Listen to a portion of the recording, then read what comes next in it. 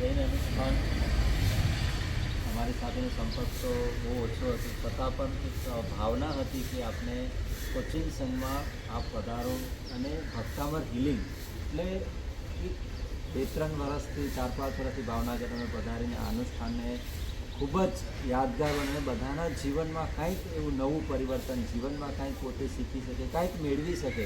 અને આજે કોચિંગ સંઘની અંદર બધાને ભેગા કરવા બહુ જ મોટી વસ્તુ હતી, કારણ કે અહીંયા એક સમય થાય 11:30-12 વાગ્યા એટલે બધાએ છોડીને નીકળી જાય, પણ આપણે જ્યારે અનુષ્ઠાનનો પ્રારંભ થયો શરૂઆતથી છેલ્લે સુધીનું જે પણ વ્યક્તિઓ બધા બેઠા હતા બહુ જ સારી રીતે માનીને બધાને એટલો બધો આનંદ થયો આજે બધાના મોઢેથી સાંભળે ત્યારે કે હવે પાછું આપણે ક્યારે આયોજન કરશું.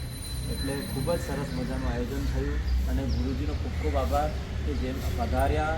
મારી એક એમને ખૂબ જ પ્રેરણા હતી કે તમે કોચિંગ પધારો અને ગુરુજી પધાર્યા અને ખૂબ જ આનંદ થયો.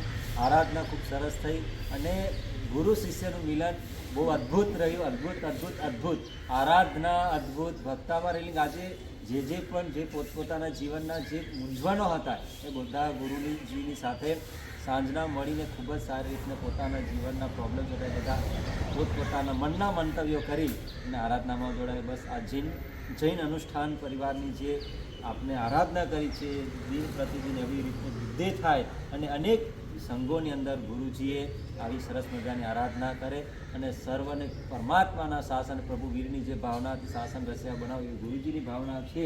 એ આ સમસ્ત સૃષ્ટિના સર્વજીવોને ગુરુજી શાસન રસ્યા બનાવે એવી પરમાત્મા પાસે શાસનદેવ પાસે હું પ્રાર્થના કરું અને એમની સાથે રહેવાનો અમને જલ્દી બધો અવસર મળે. બોલો આદિનાથ ભગવાન કી જય.